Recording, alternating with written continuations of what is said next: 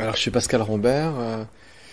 J'ai écrit et mis en scène Architecture avec les acteurs dont on, dont on parle là tout de suite, qui ont pu parler, et avec qui aussi je peux comment dire réagir de ce qu'ils sont, de ce qu'ils font et comment je les ai désirés. Parce que c'est quand même beaucoup une affaire de désir, à la fois ce métier et cette pièce elle-même, parce que ça réunit quand même beaucoup de gens avec qui j'ai déjà travaillé avant. Emmanuel Béard, liberté, émotion, inconditionnelle. Je crois qu'elle a raison, je suis quelqu'un de libre en fait. Je fais exactement ce que je veux. Mais vraiment, c'est rare de faire ce qu'on veut tout le temps dans la vie. Je choisis tous les projets que je veux faire, je dis non à plein de projets, je dis oui à plein de projets aussi qui me plaisent. C'est quelque chose de... C'est ma vie quoi, c'est comme ça. Et pareil, Emmanuel, on avait travaillé ensemble, on avait joué ensemble il y a plus de 25 ans. Et ça avait été aussi une rencontre importante à la fois dans notre vie, à l'une et à elle et moi, et aussi dans notre rapport à l'art. C'est la deuxième fois qu'on travaille ensemble. Je pense qu'on va continuer encore. Comme avec tous ceux que je viens de nommer d'ailleurs. Hein, je veux dire, Jacques, on va continuer à travailler ensemble, Audrey aussi, etc. Donc il y a aussi comme ça à travers les années finalement une histoire qui s'est écrite entre tous ces personnages de fiction et tous ces êtres réels qui souffrent, qui vieillissent, qui grandissent, qui ont des maladies, qui ont des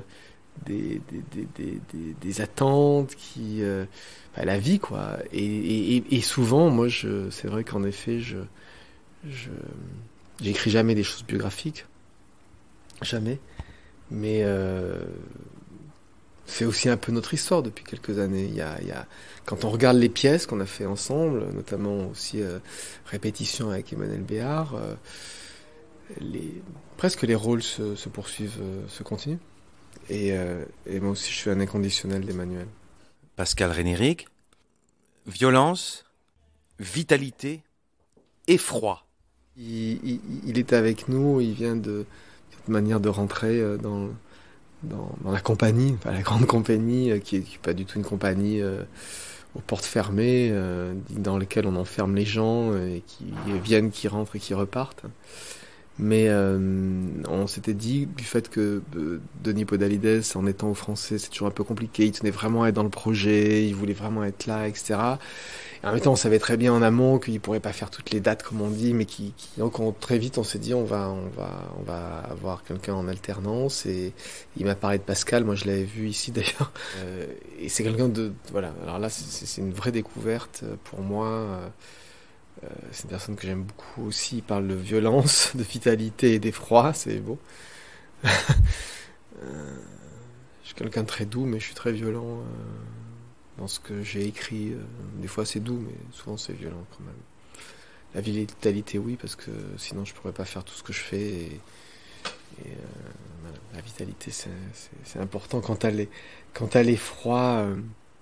Il y a pas mal d'effroi souvent dans les personnages. Ils sont face à l'effroi. C'est une bonne... Et puis Pascal Rénéric, c'est un acteur merveilleux. Vraiment.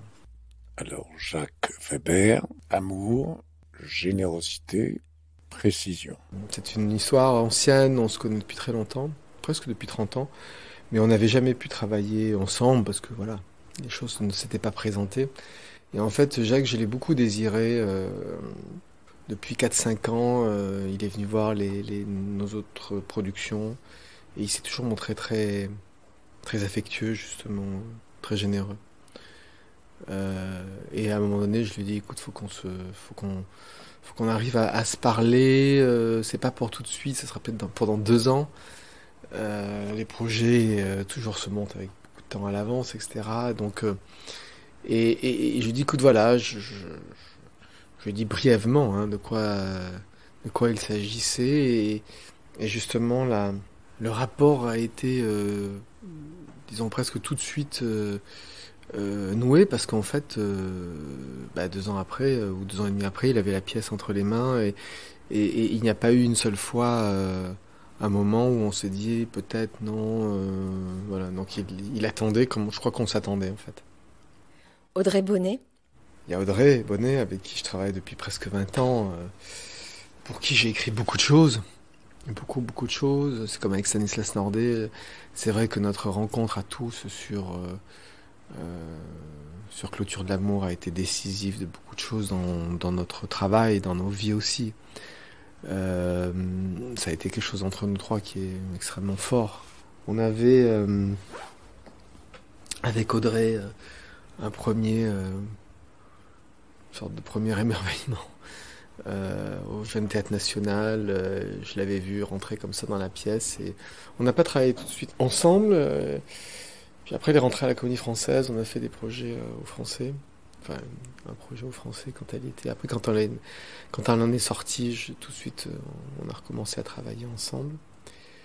Je dis souvent que c'est comme ma sœur, mais voilà, elle parle de confiance, de joie et d'amour.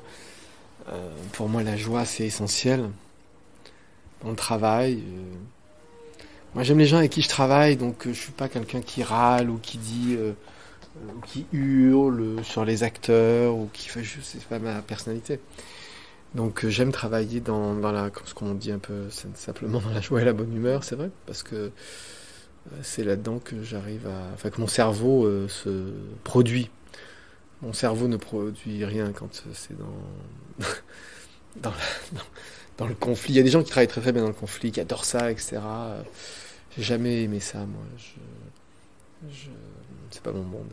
Enfin, j'écris des pièces qui sont extrêmement conflictuelles, mais la façon de les faire se passe en effet avec une grande confiance.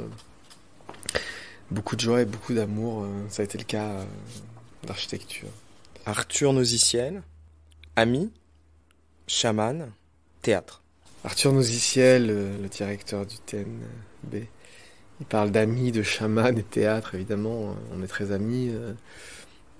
D'ailleurs, c'est une amitié, je le raconte un petit peu dans un petit livre qu'on a fait avec Laura Adler, qui s'appelle Mon cœur mus à nu, où je raconte un peu tout ça, enfin voilà, toutes les créations, comment ça se passe. Et il y a des entretiens avec Stanislas Nordet, qui est aussi mon ami, qui a été très important ici, pour le TNB aussi, et maintenant qui est à Strasbourg, bien sûr. Et donc, c'est vrai que on va de l'un à l'autre. Il y a des projets. Arthur a joué dans mes pièces beaucoup ces dernières saisons. Il vient de monter Clôture de l'amour à Séoul. Il va monter Mes frères. Stan, c'est pareil. Je viens de faire un travail avec les élèves du TNS, etc. Donc il y a beaucoup de circulation comme ça entre nous. Et oui, c'est un ami. La question du chaman, c'est marrant parce que on en parlait ce matin au petit déjeuner avec Jacques Weber. C'est des choses qui des fois m'effraient un peu. En effet, j'écris des choses, mais c'est pas la première fois que je m'en rends compte, qui ont un trait avec la vie, mais a posteriori. C'est-à-dire, j'écris des choses, et après on me dit, mais tu sais que c'est mon histoire, alors que je ne sais rien de la personne, rien. Je connais pas la vie intime d'Arthur Nosiciel ou de Pascal Rénéric ou des manières avec ça, je ne sais pas. Enfin, je veux dire, on parle entre nous, comme on parle, on répète, on est très occupés tous, on finit une répète, on s'en va, voilà. C'est très rare qu'on dîne ensemble, voilà, il n'y a pas de... pour moi, ils sont à la fois des êtres très concrets, et en même temps, c'est des supports pour écrire des histoires que je vais leur offrir par la suite, quoi. Et donc, on parlait de ça, et je disais, oui, il y a quelque chose de l'ordre de la sorte de chaman, de chamanisme, laïque, je sais pas comment le dire mieux, que j'ai rien à voir avec ces choses-là, mais de perception de l'autre, comme qui plusieurs fois m'a surpris, et depuis vraiment de très nombreuses années, hein. Je veux dire, je me souviens, dans les années 90, des pièces que j'écrivais, j'y voyais aussi donc a posteriori, des choses, enfin ça produisait des choses.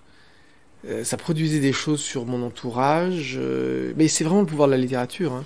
Enfin, on est souvent, très souvent confronté à ce genre de choses. Il y a plein d'écrivains, je ne vais pas les citer, mais actuellement, là, sur la rentrée littéraire, il y a 2-3 écrivains qui sont dans un rapport d'explosion ou de réunion de la famille, notamment. Et cette chose-là, pour moi, elle est très souvent là. Mais je la cherche pas. Elle les textes que j'écris sont souvent comme si j'avais vu à travers une vitre, quoi. Et c'est ça, et c'est toujours cette chose, mais tu sais que ça, mon père était comme ceci, ça s'est comporté comme ça, il me disait ça, ou ma mère me disait ça, etc. Et moi je dis chaque fois, mais je n'en sais rien, je n'en savais rien, je connais pas la vie intime ou la vie... Donc c'est très, oui, c'est très surprenant. Donc, et puis le mot théâtre, parce que c'est le seul qui habite, à part avec l'amour, pour ma compagne, c'est ce qui habite entièrement, et qui remplit entièrement ma vie.